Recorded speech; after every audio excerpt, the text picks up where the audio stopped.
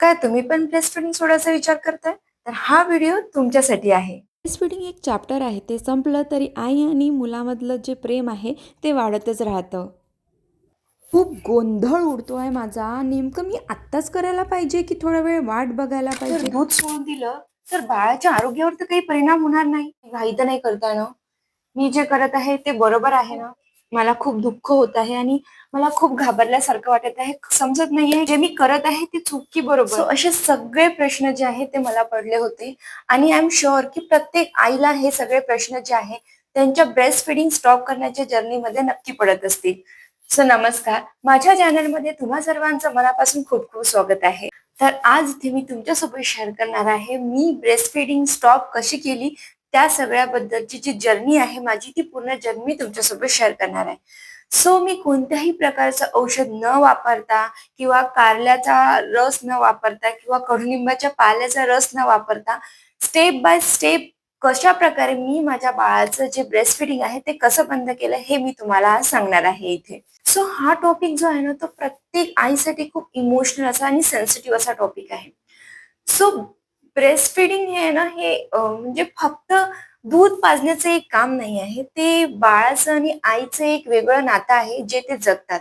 So breast feeding तर बंद करायची आहे, पण बाळाला न रडवता ब्रेस्ट फीडिंग बंद करायची आहे आणि सोबत सोबत आईला पण कोणत्याही प्रकारचा मेंटल ट्रॉमा न होऊ देता बाळाला जर ब्रेस्ट फीडिंग बंद करायची आहे, तर हा व्हिडिओ तुमच्यासाठी आहे. स्टेप बाय स्टेप बाळाची ब्रेस्ट फीडिंग आपण बंद करू शकतो, कोणालाही कोणताही त्रास न होऊ देता. सो व्हिडिओ शेवटपर्यंत पूर्ण नक्की बघा. सो ब्रेस्ट फीडिंग बंद करण्याचा माझा हा अनुभव मी आज तुमच्यासोबत इथे शेअर करणार आहे आणि मी असे होप करते की हा माझा अनुभव तुम्हाला सुद्धा नक्की कामाला येईल. सगळ्यात पहिली आणि सगळ्यात महत्वाची स्टेप ही आहे की आईने कन्फर्म करायला पाहिजे, आईच्या डोक्याला हे कन्फर्म झालं पाहिजे की हो, आत्ताच ही वेळ आहे जेव्हा मी माझ्या बाळाचं ब्रेस्ट फीडिंग जे आहे ते बंद करू शकते किंवा मी बंद करायला पाहिजे. सो जेव्हा मला असं वाटलं की नाही आता ही वेळ आहे, माझी मुलगी जेव्हा 18 महिन्याची झाली तेव्हा मी ठरवलं की नाही आता मी हिचं ब्रेस्ट फीडिंग जे आहे ते स्टॉप करायला सुरुवात करेन. सो मी आधी स्वतःला कन्फर्म केलं की नाही आता मला हे करायचंच आहे. सो जे ही मदर आहे तिने स्वतःला आधी हे कन्फर्म करायला पाहिजे. स्वतःच्या डोक्याला तिने आधी हे सांगायला पाहिजे की नाही मला ब्रेस्ट फीडिंग आता बंद करायचं आहे. त्याच्यानंतरच तुम्ही समोरच्या स्टेप्स ज्या आहेत त्या इझिली घेऊ शकता. बाळाचं ब्रेस्ट फीडिंग बंद करणं हा पूर्णपणे आईचा कॉल असतो. आई डिसाईड करू शकते की तिने केव्हा करायचं आहे किंवा केव्हा नाही करायचं आहे. सो यात काही चुकीचं नाही किंवा काही बरोबर नाही. ज्याला जसं कम्फर्टेबल असतो तो त्यानुसार डिसिजन घेत असतो. त्याच्यामुळे आपण चुकीचं करताव की बरोबर करताव याकडे बघू नका. तुम्हाला काय कम्फर्टेबल आहे त्याकडे तुम्ही लक्ष द्या. माझी मुलगी 18 महिन्याची झाली ना, तेव्हा मी हा निर्णय घेतला की आता मला ब्रेस्ट फीडिंग जे आहे ते बंद करायचं आहे. कारण की आता ती जेवणही व्यवस्थित करायची आणि सोबत-सोबत ती ना दिवसालाही दूध प्यायची आणि रात्री वारंवार उठून दूध प्यायची. अशामध्ये व्हायचं काय की दिवसा मी तिला दूध पाजायच्या ह्याच्यामध्ये माझी जी कामं आहेत ती खोळंबली जायची. रात्री वारंवार उठायची त्याच्यामुळे झोप पूर्ण व्हायची नाही. सकाळी लेट उठायला व्हायचं. मग अजून कामाचा पसारा आणि त्याच्यामुळे भरपूर चिडचिड आणि भरपूर तणाव व्हायचा. सो मग मी विचार केला की नाही आता इतकं चिडचिड होण्यापेक्षा आपण जे आहे ते ब्रेस्ट फीडिंग स्टॉप करण्याची जी प्रोसिजर आहे ती सुरुवात करू. आणि ब्रेस्ट फीडिंगची ही जी स्टॉप करण्याची जी प्रोसिजर आहे हे टार्गेट नाहीये की एक किंवा एका हफ्त्यामध्ये अचीव्ह होईल. सो याला वेळ लागणार होता. म्हणून मी म्हटलं की आता जर सुरू करू तरी याला वेळ लागेलच. सो म्हणून मग मी विचार केला की नाही आता हा निर्णय आपण घ्यायचा आणि ब्रेस्ट फीडिंगची जी स्टॉप करायची जर्नी आहे ते मी चालू केली. सो या स्टेप्समध्ये सगळी महत्वाची स्टेप्स जी आहे मी तुम्हाला आधी सांगितली ते म्हणजे आईचं स्वतःचं मेंटल कन्फर्मेशन म्हणजे ती तयार आहे का? तर तिला ब्रेस्टफीड नाही करायचं का हे तिला आधी कन्फर्म केलं पाहिजे. स्टेप नंबर 2 ही आहे की तुम्हाला आधी दिवसाला टार्गेट करायचं आहे. म्हणजे तुम्हाला दिवसाचं ब्रेस्ट फीडिंग जे आहे ते बंद करायचं आहे. जसं माझी मुलगी दिवसातून 3दा ब्रेस्ट फीड करायची. सो मी तिचं ते 3चं 2 केलं, 2चं 1 केलं आणि मग ते जे दिवसाचं तिचं ब्रेस्ट फीडिंग आहे ते कंप्लीटली बंद केलं.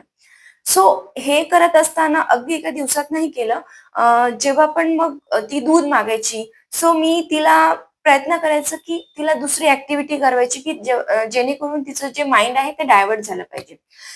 सो मी इथे तुमच्यासोबत त्रिशासोबत ज्या मी ॲक्टिव्हिटीज केलेल्या होत्या त्या तुमच्यासोबत इथे मी शेअर करणार आहे, की जेणेकरून तुम्हाला सुद्धा त्याचा फायदा होईल. तिच्यासोबत मस्ती करणे, तिच्यासोबत वेळ घालवणे, सोबत पुस्तक बघणे, नवीन नवीन वेगवेगळ्या गोष्टी पुस्तकात तिला दाखवणे आणि अजून तिला त्या गोष्टींचा अनुभव करायला लावणे. अजून एक आहे की तिचे जे टॉईज आहे त्या टॉईजसोबत खेळणे, वेगवेगळ्या गोष्टी तिला दाखवणे, जेणेकरून तिला मज्जा येईल आणि तिचं जे लक्ष आहे ते डायव्हर्ट होईल दूध पिण्यापासून. सो या सगळ्या ॲक्टिव्हिटी मी अशा करायची. प्रकारे जे आहे दिवसाचं जे ब्रेस्ट फिडिंग आहे माझं ते कम्प्लिटली बंद झालं. अँड मला इतकं छान वाटलं कारण की आता दिवसा मी पूर्ण फ्री होते माझं काम करायला. सो मग जेव्हा माझं दिवसाचं ब्रेस्ट फिडिंग पूर्णपणे बंद झालं, त्यानंतर मग मी शिफ्ट झाले आता रात्रीचं ब्रेस्ट फिडिंग बंद करण्यासाठी. कारण की दिवसाचं बंद करणं हे सोपं असतं. रात्रीचं ब्रेस्ट फिडिंग बंद करणं जरा कठीण असतं. कारण की या सगळ्या ज्या ॲक्टिव्हिटी आहे, त्या आपण रात्री करू शकत नाही, ज्या आपण दिवसा करू शकतो. सो आता मी रात्रीचं ब्रेस्ट फिडिंग त्रिशाचं कसं बंद केलं, म्हणजे माझ्या मुलीचं जे ब्रेस्ट फिडिंग आहे ते रात्रीचं कसं बंद केलं. सो झोपायच्या वेळेस ती ब्रेस्टफीड करायची. तर सगळ्यात आधी मी रात्रीचं तिचं झोपण्याच्या वेळेचं जे ब्रेस्टफीड आहे ते बंद केलं. सो आता झोपायच्या वेळेस मी काय केलं, की तिला तिच्या बाबांकडे देऊन द्यायची, की नाही आता तू बाबांसोबत झोप किंवा तू बाबांसोबत खेळ. तू किंवा घरी तुमच्याकडे कोणी दुसरं असेल त्यांच्याकडे द्या. माझ्याकडे जसं माझी नणद किंवा तिचे काका वगैरे राहायचं मी त्यांच्याकडे द्यायची. मी तिला सांगायची, की "बेटा मी जे आहे काम करून येते 5-10 मिनिटामध्ये, तोपर्यंत तू बाबांशी खेळ" आणि तेवढ्या वेळात ती झोपून जायची. आणि अजून सगळ्यात महत्त्वाचं जर ती नाहीच ऐकत आहे, रडत असेल तर मी तिला नक्की दूध देऊन द्यायची. पण जर ती रडत नसेल तर मग मी तिला स्टोरी सांगायची. सो अशा प्रकारे मी तिचं झोपण्याच्या वेळेचं जे ब्रेस्टफीड आहे ते सगळ्यात आधी बंद केलं. आणि मग त्यानंतर रात्रीची ती वारंवार उठायची, त्याचं सुद्धा मी 3चं 2, 2चं 1 आणि मग ते सुद्धा बंद केलं. आणि खरा टास्क तो असतो ना, की अर्ध्या रात्री जेव्हा मूल दूध मागतं, तेव्हा बंद करणं हा खरा टास्क असतो. पण जेव्हा तुम्ही 3चं 2 करता आणि त्याच्यानंतर जेव्हा तुम्ही बाळ उठलंच तरी मग त्याला विचारायचं, "बाळा पाणी पिशील का?" पाणी पितो म्हटलं तर मी मी असं केलेलं आहे, की मी तिला विचारायची, "बाळा पाणी पिशील का?" तिने हो म्हटलं, की पाणी पण पाजायची, तिला सूप पण करवायची आणि मग तिला झोपी घालवायची. सो हे एक रुटीन बनत गेलं आणि मग तिचं आपोआपच जे दूध आहे ते बंद झालं. सो पण कधी जर बाळ माझं खूपच रडलं दुधासाठी तर मी मात्र दूध द्यायची. बाळाला रडू द्यायची नाही. सो अशा काही छोट्या-छोट्या गोष्टी तुम्ही फॉलो करू शकता. या सगळ्या स्टेप्स तुम्ही फॉलो करू शकता, जे की तुम्हाला खूप ईझी राहील बाळाचं ब्रेस्ट फीडिंग जे आहे ते बंद करण्यासाठी. या सगळ्यामध्ये महत्त्वाची एक स्टेप आहे आणि ती म्हणजे आहे, की आपल्याला बाळाच्या डाएटवर स्पेशल लक्ष देणे आहे. Focus on diet. सो मी माझ्या मुलीच्या डाएटवर जे आहे ते निक्षून असं लक्ष दिलं, की जेणे पूर्ण प्रकारे न्यूट्रिशन मिळालं पाहिजे आणि सोबतच सोबत तिचं जे पोट आहे ते सुद्धा भरलं राहायला पाहिजे, की जेणेकरून तिने वारंवार जे आहे ते दूध मागायला नको. सो फ्रुट्स, ड्राय फ्रुट्सचे लड्डू, वरणाचं पाणी, खिचडी, चावल, पोहा, उपमा ज्याही आपण घरी वस्तू बनवू शकतो, त्या सगळ्या वस्तू ज्या आहे, ते मी त्रिशाला 2-2 तासांनी देत होते.